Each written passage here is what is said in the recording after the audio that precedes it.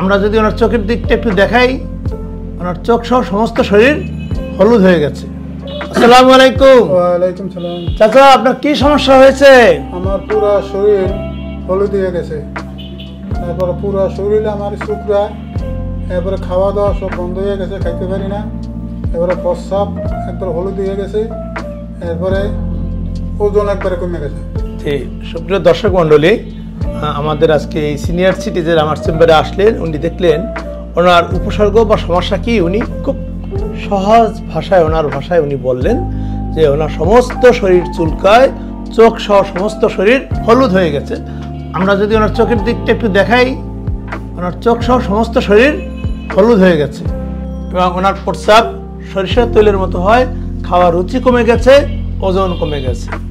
তার মানে হলো আমাদের কোনো রোগী যখন এই ধরনের 4 থেকে 6টা উপসর্গ বা সমস্যার কথা বলবে, যে চোখ সহ সমস্ত শরীর হলুদ হয়ে যাচ্ছে, সময়ের সাথে সাথে এই হলুদের মাত্রা বাড়তেছে এবং তার সমস্ত শরীর চুলকায়, প্রস্রাবের রং সরিষার তৈলের মতো, খাওয়ার রুচি কমে গেছে।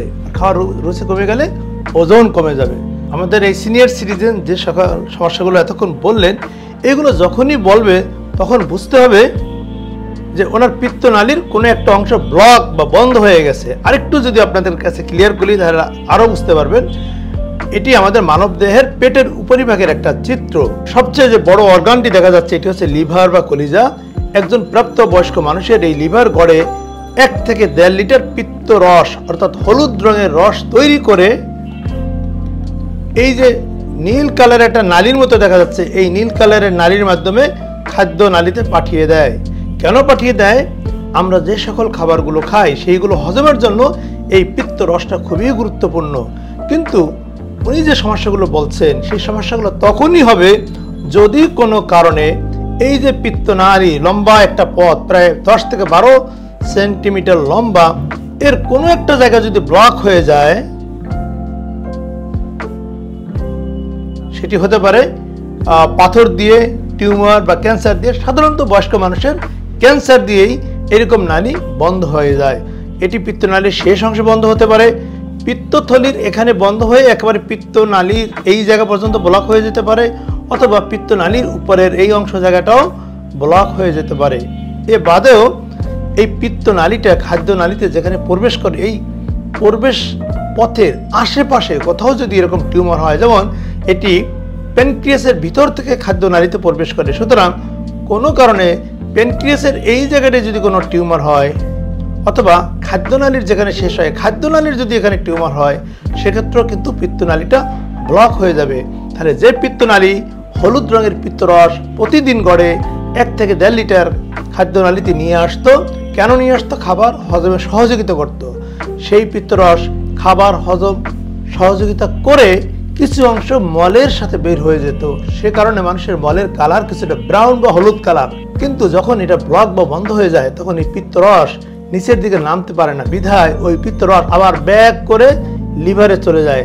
আর আপনারা জানেন যে আমাদের শরীরের সব জায়গায় নেট বা জালের মতো রক্তনালী আছে, সুতরাং ওই রস লিভারে ব্যাক করবে, তারপরে চারোদিকে যে রক্তনালী আছে সেই রক্তনালীর ভিতরে প্রবেশ করে সমস্ত শরীরে সেই হলুদ রংটা বা হলুদ রস ছড়িয়ে পড়বে। সে কারণে যখনই যাদের পিত্তনালী এরকম বন্ধ হয়ে যাবে তার সমস্ত শরীর হলুদ হয়ে যাবে, আর রস একটা পর্যায়ে গিয়ে প্রস্রাব দিয়ে বের হয়ে যাবে।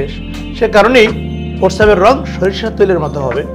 আর যেহেতু এটি টিউমার বা ক্যান্সার, এখান থেকে এক ধরনের কেমিক্যালস সিক্রেশন হয়ে আমাদের যে ব্রেইনে অ্যাপেটাইট সেন্টার অর্থাৎ যেটা ক্ষুধা নিয়ন্ত্রণ করে সেখানে অ্যাটাক করবে, ফলে রোগী খেতে পারবে না বা খাওয়ার রুচি কমে যাবে। আর পিত্তরস যেহেতু খাদ্যনালীতে আসতেই আছে না, সুতরাং তার খাবারও হজম হবে না। খাবার একে হজম হবে না, দ্বিতীয়ত তার খাবার রুচি কমে যাবে, সে কারণেই তার ওজনও কমে যাবে। তাহলে আমরা দেখলাম যদি পিত্তনালীর কোথাও যদি এরকম ব্লক বা বন্ধ হয়ে যায় তাহলে তার ভিতরে যে সমস্যাগুলো হবে, চোখ সহ সমস্ত শরীর হলুদ হয়ে যাবে, প্রস্রাবের রং সরিষার তেলের মতো হবে, খাওয়ার রুচি কমে যাবে, ওজন কমে যাবে, এবং এই পিত্তরসের সাথে এক ধরনের লবণ থাকে, সেটি আমাদের পিত্তরসের সাথে সমস্ত শরীরে ছড়িয়ে পড়ে। চামড়ার নিচে যেখানে যেখানে ডিপোজিট হবে সেখানে চুলকাবে, এবং এই একই রোগীর পিত্তরস যেহেতু মলের সাথে যেতে পারছে না, তার মল বা স্টুলের কালার কিছুটা সাদা রঙের আকার ধারণ করবে। আর এই ধরনের সমস্যাগুলোই কি আমরা বলি বাধাজনিত জন্ডিস বা অবস্ট্রাকটিভ জন্ডিস। জন্ডিসের যে 3টা ধরন, এটা একটি, এটাকে বলা আরেক কথায় বলা হয় সার্জিক্যাল জন্ডিস। সার্জিক্যাল এই কারণেই যেহেতু এই প্রসিডিউর বা এই জন্ডিস দূরকরণের জন্য যে চিকিৎসা সেটি হচ্ছে অপারেশন বা সার্জারি, এজন্য এই জন্ডিসের একটা নাম হচ্ছে সার্জিক্যাল জন্ডিস। তবে আমি যে রোগীকে দেখলাম ওনার পিত্তনালীর শেষ অংশটা ব্লক হয়ে গেছে, ঠিক এই জায়গাটা ব্লক হয়ে গেছে, এটাকে বলা হয় পেরিএম্পুলারি কার্সিনোমা। আমরা আশা করছি ওনাকে এখন যে চিকিৎসা পদ্ধতি বলবো সেটি হচ্ছে এই ক্যান্সারের সার্জারিটি করে, অর্থাৎ এই পুরো টিউমারটা আমরা ফেলে দেবো। টিউমারের সাথে প্যানক্রিয়াসের কিছু অংশ, পাকস্থলীর কিছু অংশ, খাদ্যনালীর কিছু অংশ, পিত্তথলি এবং নালী, এখান থেকে আমরা এই সব জায়গাগুলো ফেলে দিব। ফেলে দিতে প্রায় 2 থেকে 2.5 ঘন্টা সময় লাগতে পারে। আবার ফেলে দেওয়ার পরে আবার 3টা বাইপাস করব, যেটাকে বলা হুইপলস সার্জারি। টোটাল অপারেশন করতে প্রায় 5 ঘন্টা সময় লাগবে।